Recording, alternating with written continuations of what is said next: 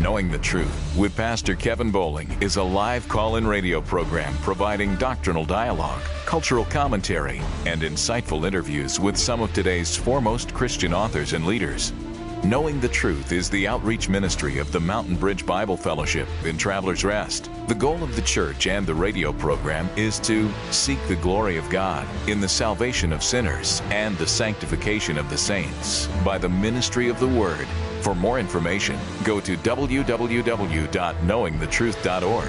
Here with today's edition of Knowing the Truth is Pastor Kevin Bowling. Well, welcome into another edition of the Knowing the Truth radio program. This is Pastor Kevin Bowling. So great that you joined us on the broadcast here today.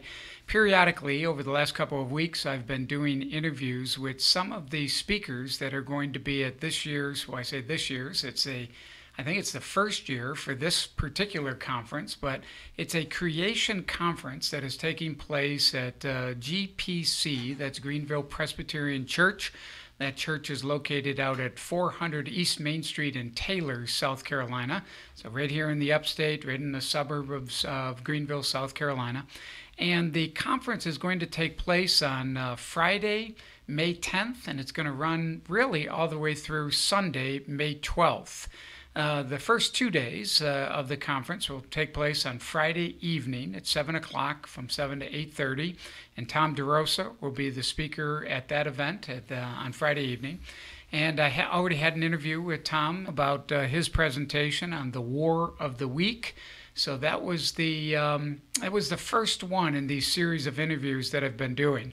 Now, this will be the last in the series of interviews that I'm doing, and today I want to talk with Pastor Rob McCurley, and I want to talk with Pastor Rob McCurley about this event, and specifically about what he's going to be talking about. As I mentioned, it starts on Friday, but then it'll continue on Saturday, all day Saturday.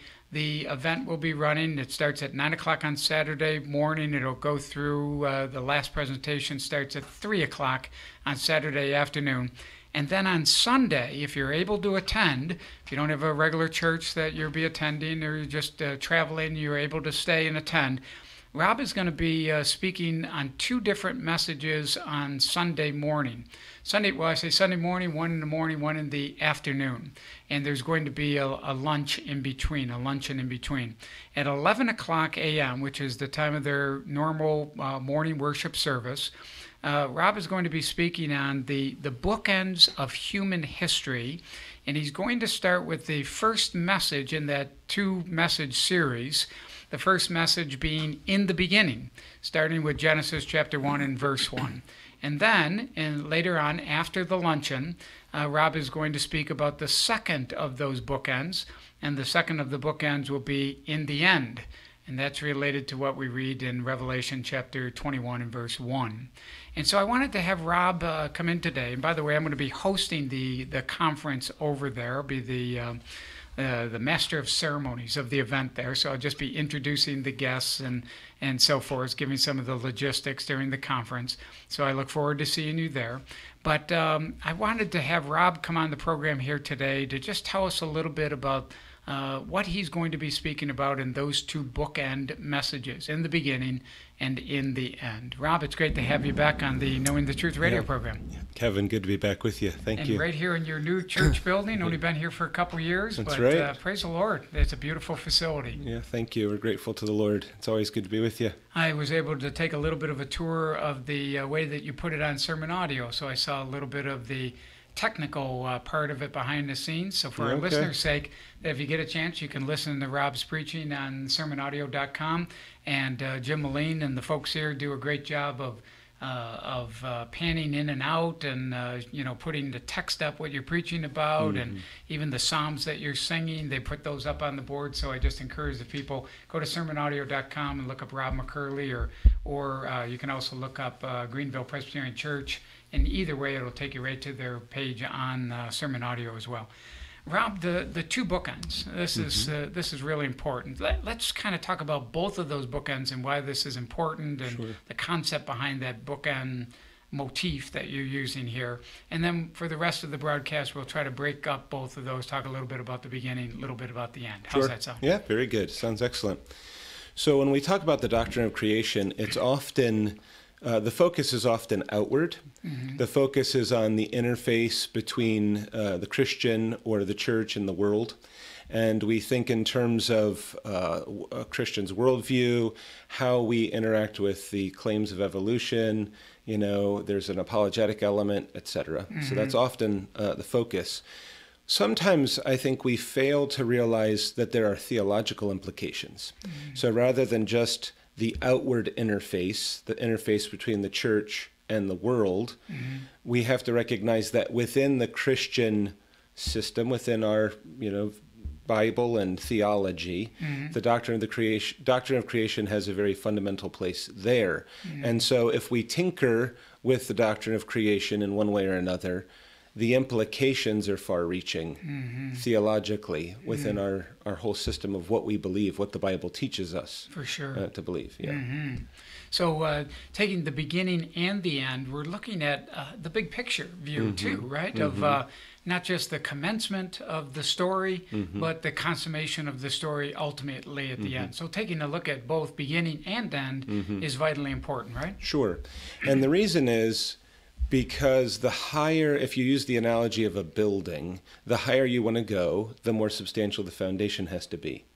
So the foundation for a shed out back is going to look very different than, the foundation for a skyscraper in downtown, New York City or something.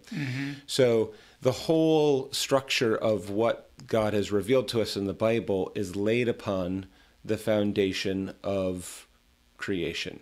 So if Genesis is the beginning, then creation is the beginning of the beginning, right? That doctrine, not just in terms of chronology, but also theologically, it's the beginning. So you have that on one end, and it stretches all the way to the other end, so the other bookend, the consummation of history, the conclusion of time and space as we know it.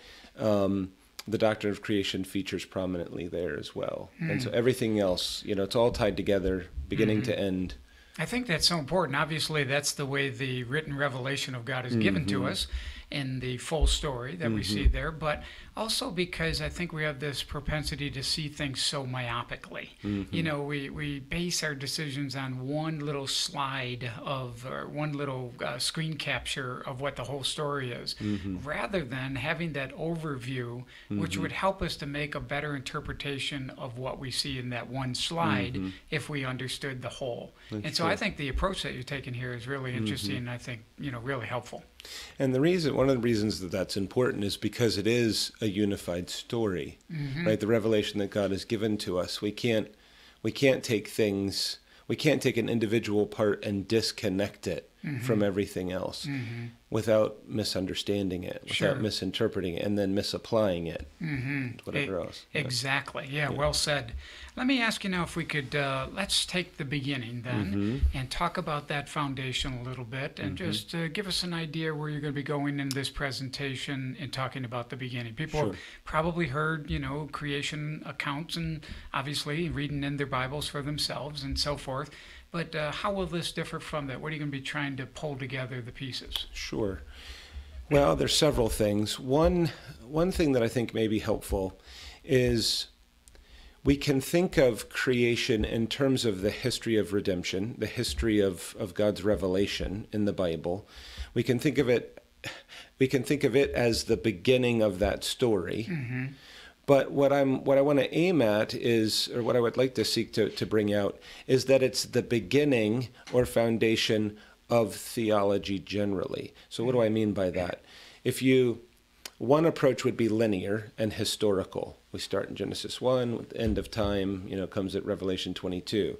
The other would be more thematic. So in systematic theology, for example, we have different branches, right? Different ologies, right? You have things like theology proper, the doctrine of God, and you have anthropology, the doctrine of man, and Christology, the doctrine of Christ, and soteriology, the doctrine of salvation, and so on.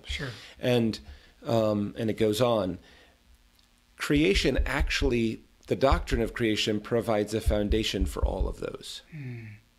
So it's not just that it provides a foundation in the historical development of what God's revealed, but in our approach to systematic theology as well, we have to have creation placed where God put it underneath everything else. Mm-hmm. So that all sounds rather fuzzy because I'm explaining it in broad categories to start with. Using the concept of just with logic and reason and so forth, would it fit into that, or is that would that still be considered too linear and too chronological? Where you're laying one thing out after the other.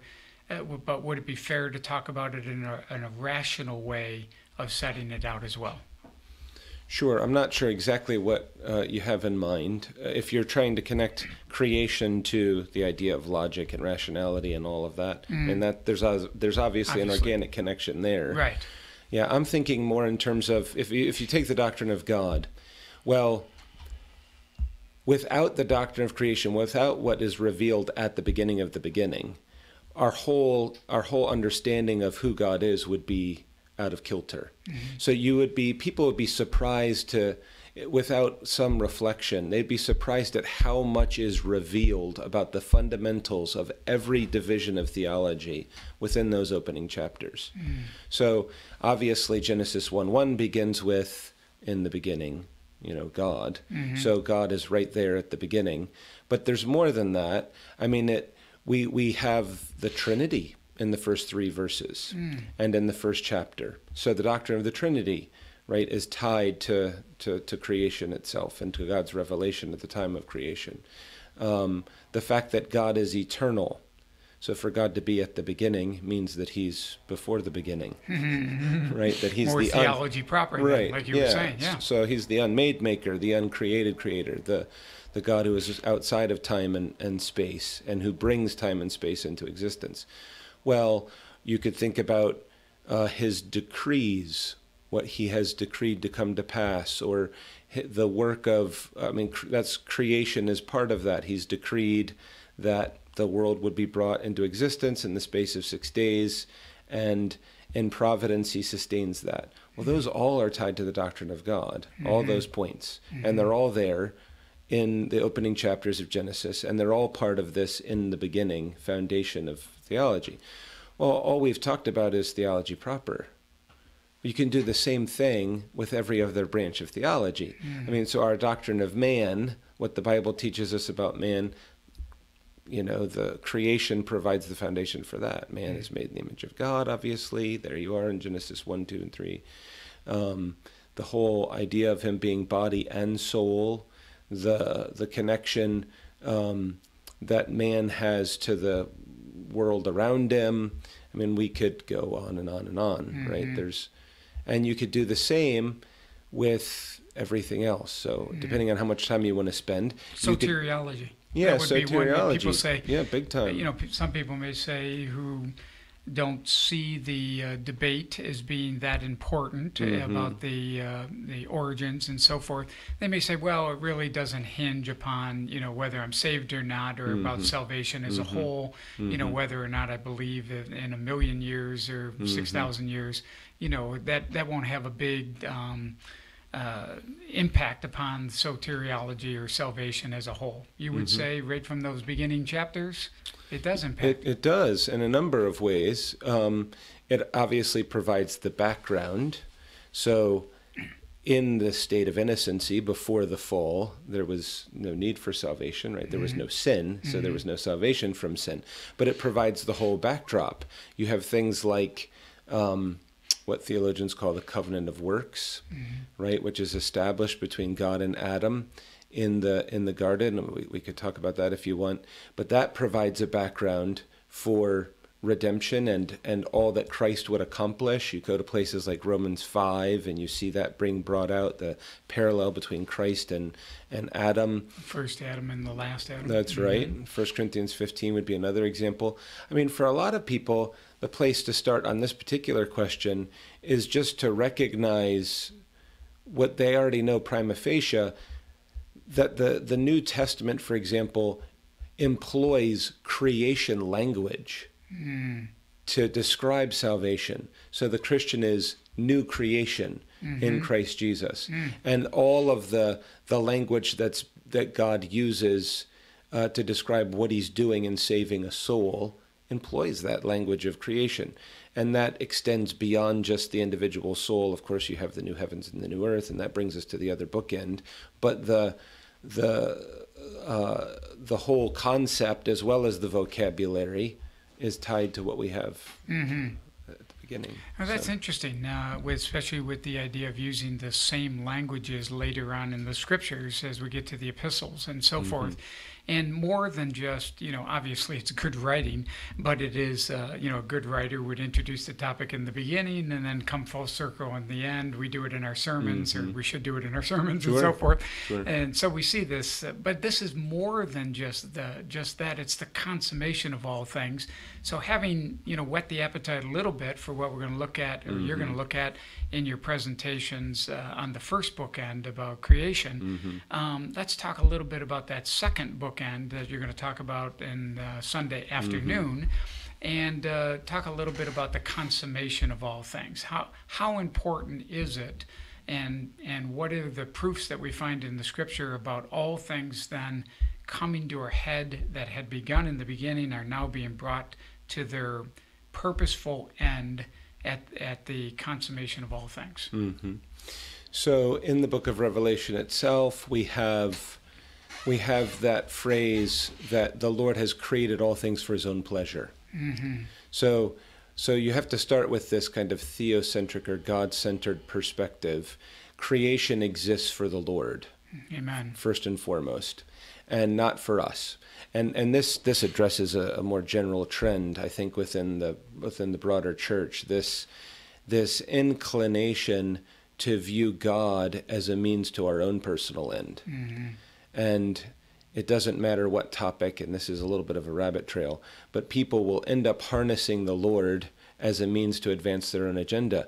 You basically have desires, goals, ambitions, things that you want to pursue, and you have a God who is all-powerful, all-knowing, and controls everything to serve, bringing to pass the things that you ultimately want. Right. So this is deplorable. I mean, this is absolutely terrible. I see it a little bit in Joshua, where Joshua is out surveying the battle and just before going into Jericho, and then he meets with the Christophany there with Christ and the captain of the host of the Lord, and then he says to him, "Are you for us or against us?" And I don't remember exactly. I'm paraphrasing, but Christ basically responds, "Neither."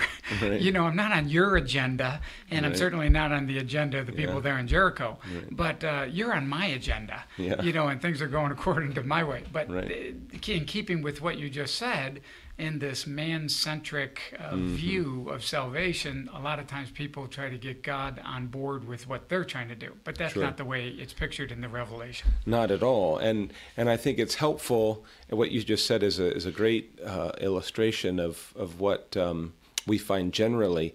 But in the book of Revelation, we discover this very point that you and I are making, and that is that ultimately creation itself, everything that exists outside of God, was created for his own good pleasure and for God's own purposes, for God's own glory. That's the purpose of the existence of everything. So that's true of man, of course, as the Shorter Catechism says, man's chief end is to glorify God and to enjoy him forever. But that's true of the whole universe. In one sense, we could say God's chief end is to glorify himself. Right? Amen. And by definition, that's necessary for God to be God. His chief interest has to be his own glory. What else could he glory in? That's right. Right. Otherwise, he wouldn't be God. So in the end, we have, first of all, the affirmation that God created everything for his own good pleasure.